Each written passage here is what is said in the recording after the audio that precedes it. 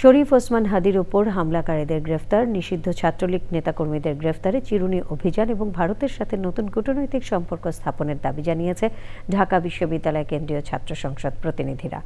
দাবিগুলো যৌক্তিক উল্লেখ করে তা পূরণের আশ্বাস দেন স্বরাষ্ট্র উপদেষ্টা। হাদিকে হত্যা চেষ্টার ঘটনায় 4 জনকে গ্রেফতার দেখানো হয়েছে। নানা ব্যর্থতার দায়ে স্বরাষ্ট্র উপদেষ্টার পদত্যাগের দাবিতে শাহবাগ ব্লক করেছে জাতীয় ছাত্র শক্তি। শহীদুল্লাহ রাজু জানাচ্ছেন।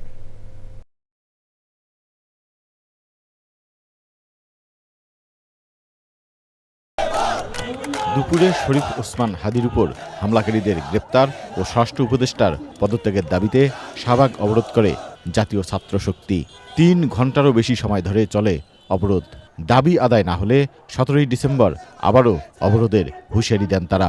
শরীফ ওসমান হাদির যে খুনিরা আছে তাদেরকে অনতিবিলম্বে গ্রেপ্তার করে বিচারের আওতায় আনতে হবে।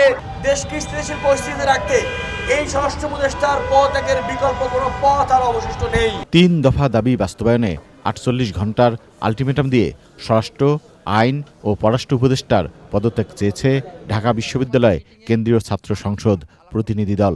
গণহত্যাকারী সন্ত্রাসীদের আশ্রয় দেওয়ার প্রতিবাদে ভারতের সঙ্গে কূটনৈতিক সম্পর্ক পুনর্বিবেচনা করতে হবে। অভিযুক্তদের ফেরত না দেওয়ার পূর্ব পর্যন্ত কূটনৈতিক সম্পর্ক স্বাভাবিক করা যাবে না।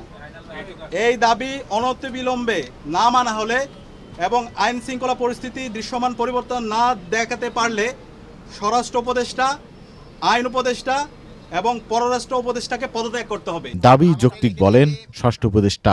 তার প্রতিটা দাবি যৌক্তিক। গতকালকে মিটিংয়ের পরে বলেছি যে এইগুলি আমাদের আরও বেগবান করতে হবে এবং তাদের এই যৌক্তিক দাবিগুলি আমরা অবশ্যই করব। আইন শৃঙ্খলা পরিস্থিতি নিয়ন্ত্রণে পাড়ায় পাড়ায় গণকমিটি করার আহ্বান জানান ডাকসু ভিপি। এই কমিটিকে স্বরাষ্ট্র মন্ত্রণালয় সহায়তা করবে বলেও জানান তিনি। হাদিকে হত্যা চেষ্টায় ছাত্রলীগ নেতা ফয়সাল মাহমুদ করিম ও অজ্ঞাতনামাদের আসামি করে মামলা করেছেন ইনকিলাব মঞ্চের সদস্য সচিব আবদুল্লাহ আল জাবের। হাদিকে গুলির ঘটনায় আটক মোটরসাইকেল মালিক হান্নানকে রিমান্ডে নিয়েছে পুলিশ। এছাড়া আরও অন্তত 4 জনকে আটক করা হয়েছে। পল্টন থানায় একটি মামলা রুজু করা হয়েছে। এই মামলার সন্দিগ্ধ হিসেবে র্যাব কর্তৃক 4 জন আমাদের কাছে হস্তান্তর করা হয়েছে। এর বাইরে আমরা শেরপুরের নলিতা বাড়ি থেকে 2 জনকে আটক করেছি। তাদের ব্যাপারে যাচাই বাছাই চলছে। মূল অভিযুক্ত ফয়সাল ও আলমগীরকে এখনও গ্রেপ্তার করা যায়নি। Shahidullah Raju, channel I, Dhaka.